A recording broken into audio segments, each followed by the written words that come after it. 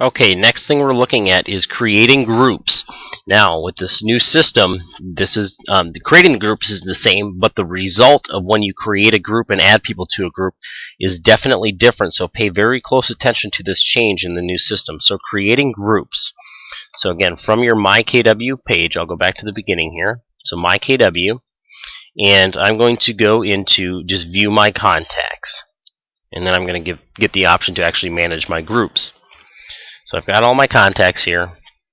If I hover over contacts, manage groups, I can see all the different types of groups that I have. So I've got Sphere, I've got Seller, I've got Agents, I've got Facebook contacts, Facebook clients, expireds last year, closing contract campaigns, bunch of different stuff. So you want to make sure that you have your group set up. Groups are very crucial for your database. So if you want to target certain people, it's tough to do it if you don't have them in a group and you have to just go through each individual contact. But if you can actually, when you're adding them, add them to the groups, that's very crucial to do. So we'll just do a dummy group here. So to create a group, you just type in the name here and then just hit save, and that will add them to your group. The one thing at this moment, there is a limit of 25 groups. So if you are planning on being very detailed in your groups, make sure you're aware of that there is a limit of 25.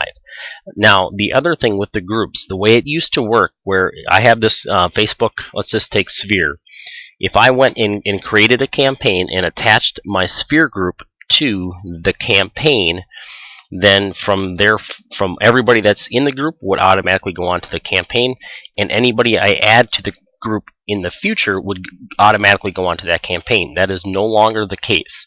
So if I actually would go into my campaigns and add Sphere to a campaign, the 4 people that are in here right now would go on that campaign. And now tomorrow or later today, if I add somebody to that group, they will not automatically go onto that campaign. I would still have to actually add them to that campaign. So if I wanted to, I could take a look at those 4 people. I can see that, okay. And then I can actually pull up their profiles and add them individually to a campaign. But if I wanted to add all 4 of them at one time, being that they're in my group, at the time that I add the group to the campaign, they will all go on it. So Rochester, I'll actually do another one here with more people. So 14 people, KW Rochester Agents. I want to add those 14 people to a campaign. And I don't want to go to each profile and hit add campaign. So I've got them in the group. I go to create marketing materials. I go to campaigns. And I've got my list of campaigns. And I'm going to put them on a 33 touch. So all I have to do here is actions, add remove contacts. And it's going to take a second here because I got a large group pulling in.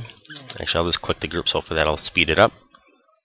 I'm going to add that group, and it's going to add those current 14 people to the campaign. And then tomorrow, if I add more people to that group, then I would actually have to add them into that person individually to the campaign. So if I take and I go KW. There they are, KW Rochester Agents. So I've got those people on there right now. I hit add. It's going to say 13 of 14 are going to be added because one of those was already in the system. So it's not going to allow a duplicate to be added. So now I've got 17 people in there. So if I return to the campaigns, I can now see that I have 17 people. So 33 touch, I just added that group. Now I want to show you how this works. Let's say I go to my groups. And that was KW Rochester Agents. There's 14 people in here.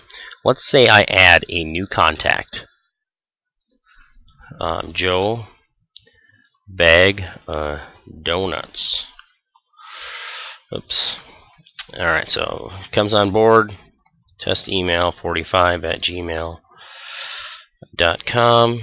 And I put him into my system. I hit save. Now he's in here.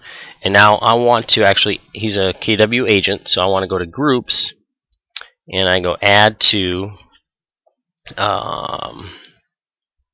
KW agents, KW Rochester Agents. If I add them to the group, I want you to see this. If I go to manage group, I'll have 15 people in that group now. As you can see, there's 15. Alright, we had 14, we have 15 in there now. And then if I actually go to my campaign, you remember we had 17 that were in there on that campaign. So if I go to campaigns, it did not add him to the 33 touch campaign, even though that group got added to it. It does not add them after the fact. But let's say I added in 10 more people to that group and I don't want to go in and add them all individually. What I could do is just go to manage this, add and remove contacts, and I can just re-add that group, and it's not going to take all 15 of them and add them all to the list. It's going to go through and it's going to say, okay, 15 of these people are already on here. I'm sorry, 14 are already on here. There's one that's not. We're going to add the one. So then I'll go to KW Rochester, I'll hit add, and there's that one. One of the 15 contacts are selected, so now I'll have 18 on there. So you can do it that way if you have added quite a few people to a group since the last time you added the group to the campaign, or you can just simply add that contact to the campaign on its own.